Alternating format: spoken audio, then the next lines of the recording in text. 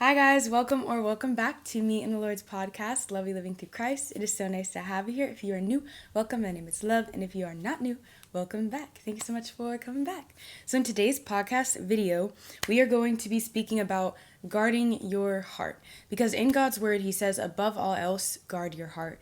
And I feel like this is Him implying some sort of significance behind us being able to do so. And I feel like us guarding our hearts basically just means protecting our hearts from any sort of evil or destructive influences that can cause us pain or suffering or sadness in our lives. And I feel like this happens when we surround ourselves with people who aren't fully submitted to Christ and the Word of God.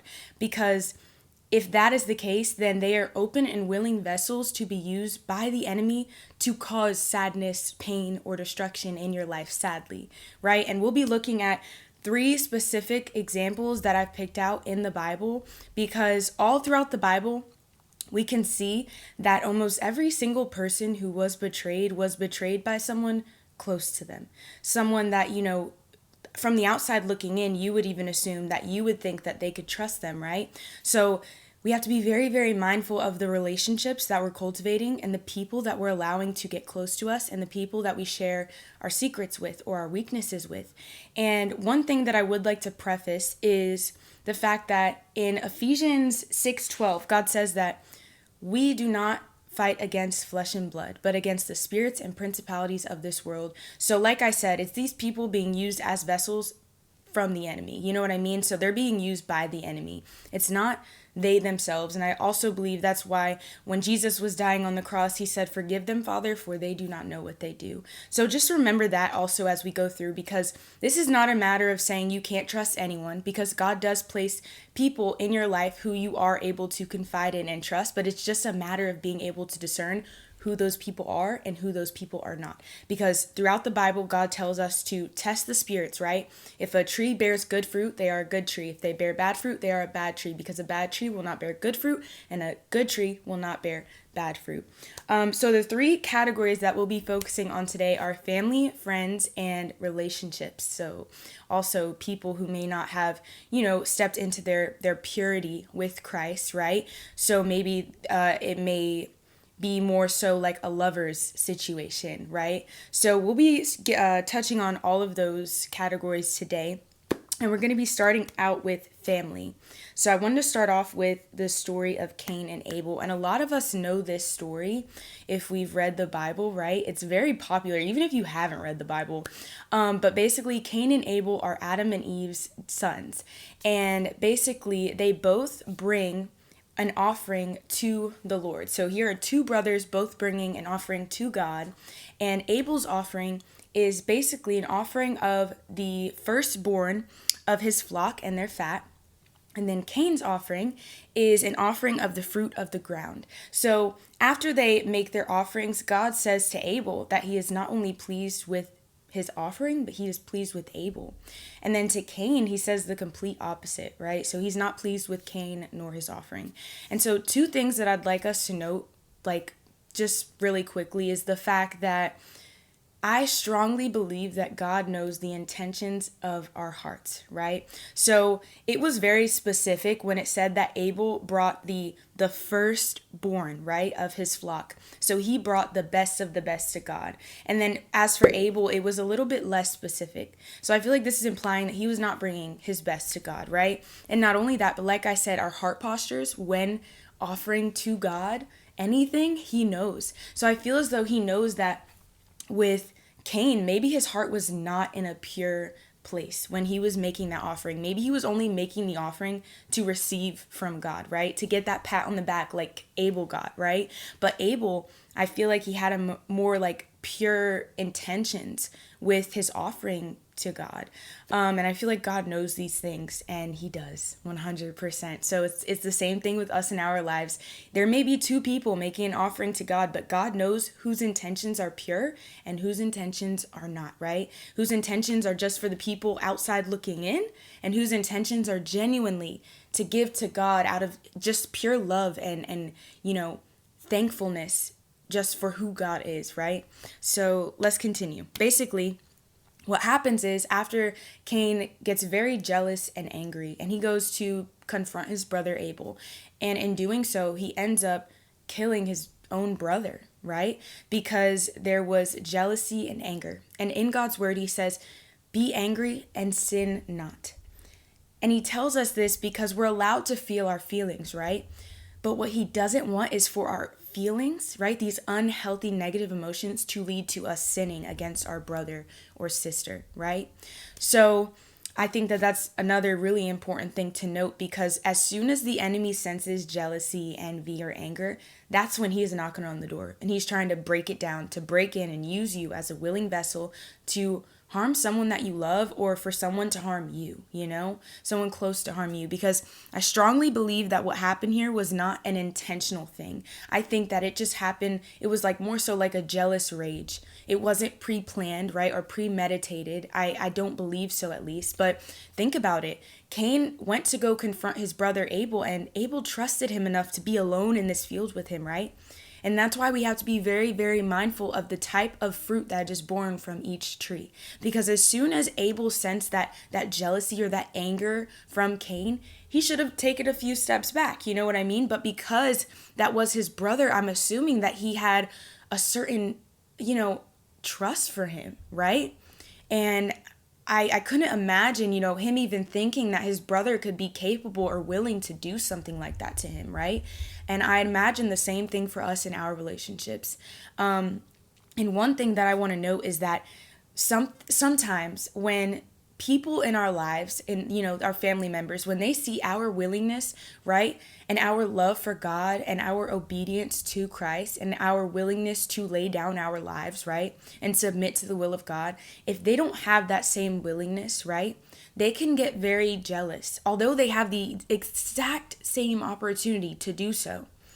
Maybe they're not choosing to do so, and they are jealous or angry of the fact that you are willingly choosing to lay down your life before Christ, right? And that can produce envy, right?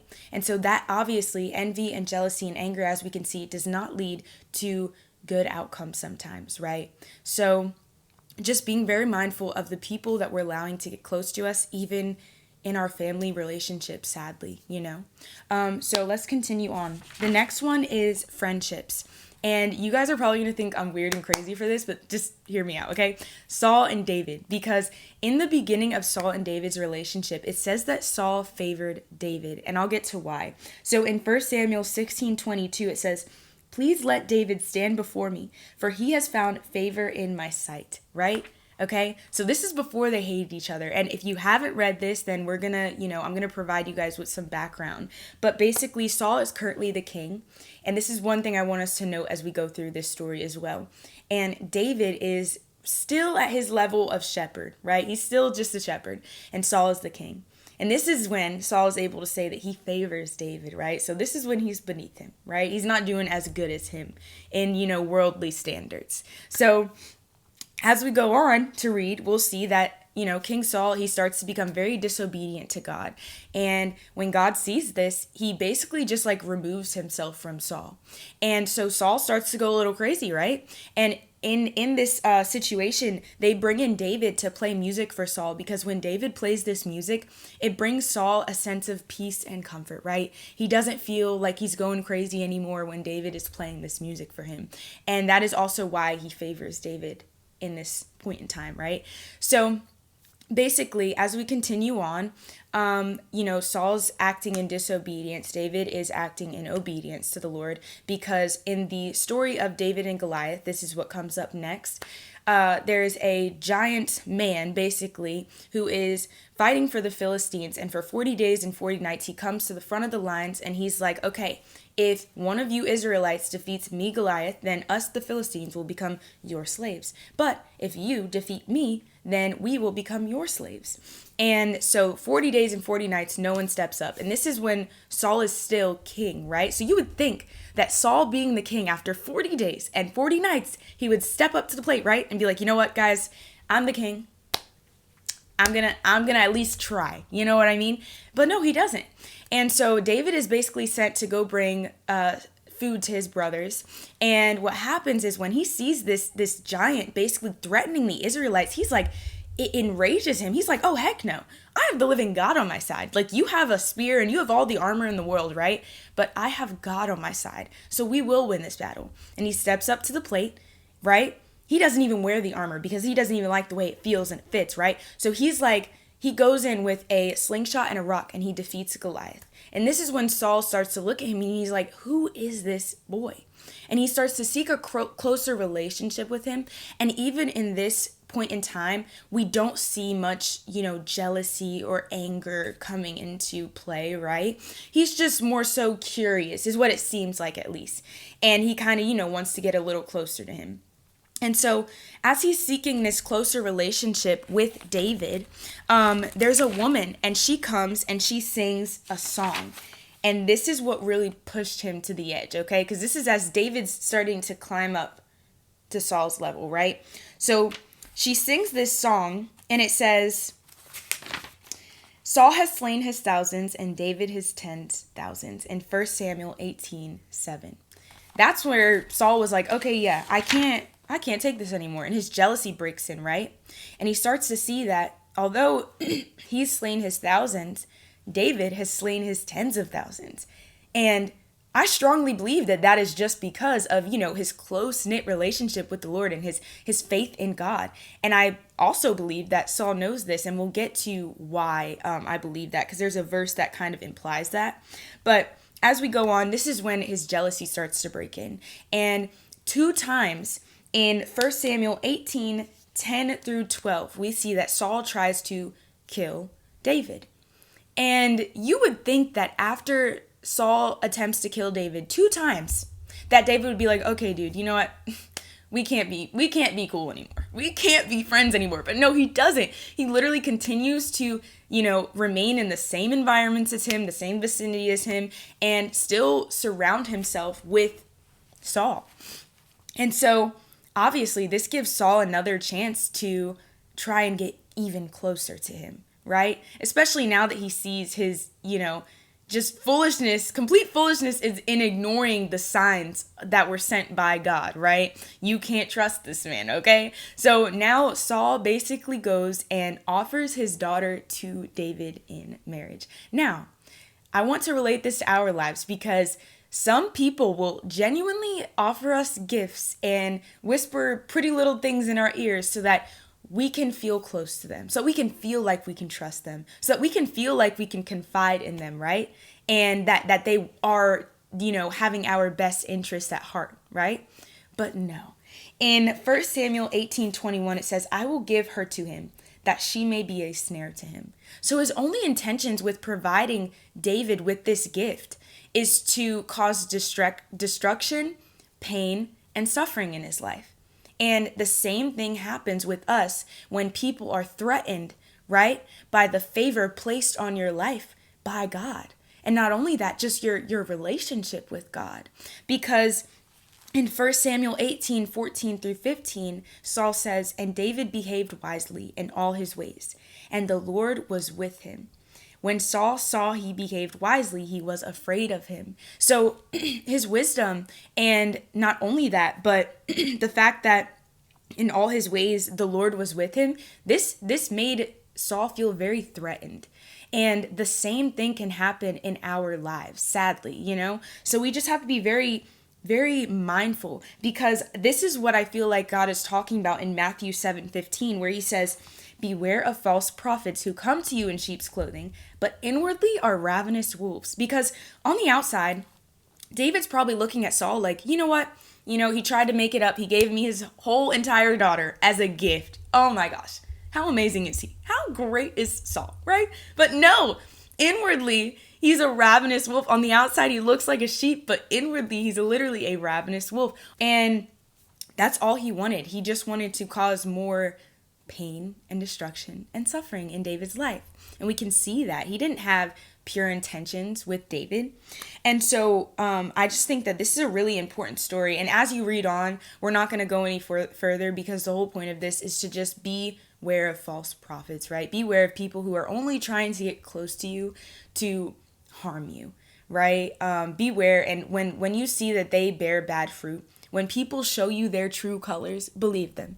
When God waves red flags in front of your face, take heed to them, okay? Like, let's be real. Let's take heed to these flags because he's so intentional with them as well. Like, we're smart, okay? We're not, yeah. Let's continue on. Okay. So relationships or lovers, if you still haven't, laid down that aspect of your life to the Lord, I really hope that this can encourage you to do so. Okay. So let's really zone in here because I feel like this is one of the most important things that we need to be aware of in our relationship, like romantic relationship aspects of our life, because we are blinded by love. Like, we can so easily be blinded by what we feel as though is love, even though when Christ is not in the center, that is not real, true, pure, genuine love. It's just not. And our judgment will be clouded by that love, okay? So one thing I want to start off with is this is the story of Samson and Delilah. So it's very hidden in the Bible, so a lot of people don't know this story, and it's so powerful. So we're definitely going to dig deep, okay? So the enemy knows our weaknesses. That's one thing I want to preface with, because Samson is bound by lust, right? We'll see that. And then Delilah is bound by greed, or just, the desire for earthly materialistic possessions. So basically Samson, he's a Nazarite, and he has super strength given to him by God. And that strength lies in his hair. So if his hair were to be shaved off, he would lose all of his strength and become just like any other man. And as of now, we know that the Philistines are after Samson. They want nothing more than to just bound him, to be able to afflict him and torture him and cause him harm and pain and suffering. And they have not been able to do so yet because they don't know Samson's weakness. So as long as they don't know his weakness, anytime they go to attack him, Samson is able to escape and get away, right? But what happens is Samson meets this woman named Delilah, and they become lovers. So they're not married. They are not in a Christ-centered relationship, right? They become lovers. And what happens here is that the Philistines see this relationship being formed, and what they do is they go to Delilah and they say, hey, Delilah, so if you find out what Samson's weakness is and you tell us, we will give you 100 pieces of silver. And if you read this, I'm telling you, in the next paragraph, literally, in the next paragraph, exactly what she does is that she doesn't think about it. She does not question it, because like I said, the enemy knows our weaknesses, and that just so happened to be Delilah's weakness. Greed, money, right? Materialistic possessions. And so basically what happens is immediately after they say that, she begins to ask Samson, okay, what's your weakness? And 3 times she asks him, and each time he lies about his weakness. And this also, I feel like, shows just a little bit of distrust that he already has for Delilah. Because even when we feel as though we can trust someone, we'll tell them things. But this kind of implies just like a certain distrust that he already feels towards this woman. And so basically, after 3 times, he lies, and she figures out it's a lie, because each time he tells her, a weakness that's a lie, he wakes up bound by that weakness. So for example, one of the weaknesses he says is that if they bind me with 7 fresh bowstrings, not yet dried, then I shall become weak and be like any other man. The next morning, he wakes up bound by 7 fresh bowstrings, not yet dried. Okay. So you would think that when he wakes up and she's saying, Samson, the Philistines are upon you, time and time again, right? This happens 3 times. And he's able to escape because that's not his genuine and true weakness, right? You would think that he'd be like, dang, I can't trust this woman, because every single time I tell her what my weakness is, I wake up bound by that weakness, and the Philistines are upon me. And they come in trying to attack me, and I've been able to escape, because I have super strength. But, you would think that he would question his ability to trust Delilah, but no, he keeps going back time and time again. And so the 4th time that she asks him, she uses the tactic of manipulation. And sadly, I think we've either been manipulated by others, right, before in our lives, or we ourselves have been the manipulator. Sadly, okay? That's just the hard truth, because we're human and we are evil at heart, okay? And so basically what happens is she says, Samson, if you loved me, then you would tell me your weakness, right? And so he's sick and tired at this point. He's like, dang, this woman will just not give it up. So I'm just going to tell her. He tells her. And what happens is the next morning, he tells her, if I lose my hair, I lose my strength. The next morning he wakes up with his head shaved and her saying, Samson, the Philistines are upon you. The Philistines burst in and he's like, oh, I'll just escape just like every other time, right? No. So they bound him and they afflict him. They gouge out his eyes and they take him captive in order to humiliate him and just kill him as well, So what we can see here is that Samson, not only he had too much faith in himself and his own ability to protect himself in this relationship, right? Because he thought, oh, I'll just do it. I'll just protect myself just like every other time, right? But no, it doesn't always work out like that. Sometimes God will show us these red flags and, allow us to see these people's true colors so that we can take heed to them, right? So that we can turn the other way and, create some distance at least with these people. Because if they don't have your best interests at heart, why are you surrounding yourself with them? But like I said, the enemy, literally, he knows our weaknesses. And Samson's was lust. And he was lusting hard after this woman, Delilah. And Delilah's was greed, right? So we have to be so very mindful of the fruit that these trees are bearing, the people in our lives are bearing. And when God throws us signals and red flags, right? We need to take heed to them. We have to listen to them. Otherwise, this can lead to our own death and destruction, just like it does in Samson's life, because he ends up dying because of his unwillingness to take heed to these signs and signals being given to him straight from God. And God gave him multiple chances.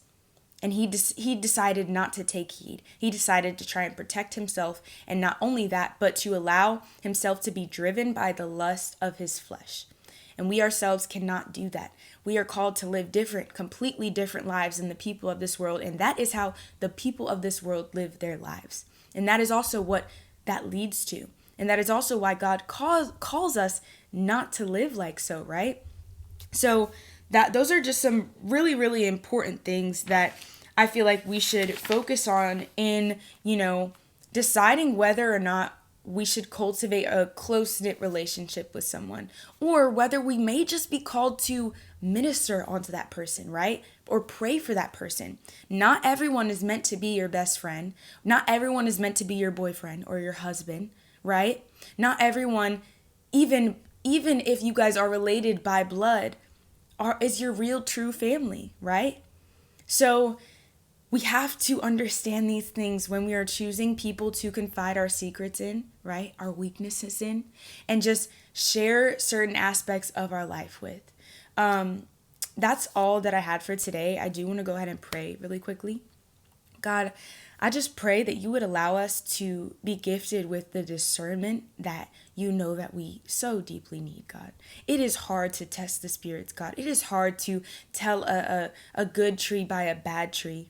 Like, let's just be honest. It is so very hard because wolves in sheep's clothing look exactly like sheep. And so we need your wisdom and your strength, God, to be able to not only discern between the spirits, but to also make that application, to be able to take heed to the true colors that were shown to us. And, basically, whether that means to distance ourselves from that relationship or to completely remove that relationship from our life, God, or to just minister onto those people, or to just pray for those people, God. Help us to have the discernment as to which one it is for each specific person in our life, God. We need you. And we ask all of this in Jesus' mighty name. Amen. I hope that you guys enjoyed and were able to learn from this. This is probably one of my favorite videos I've made because, this one was very important to me, and it is hard. It is genuinely hard to test the spirit. So, if you need prayer, let me know. If y'all want to pray for me to be able to do that, please do that because, it's hard out here. For real. Let's just be real, okay? Let's just be real. So, I really appreciate you guys, and I hope that y'all have a beautiful and blessed day. Mwah. Bye.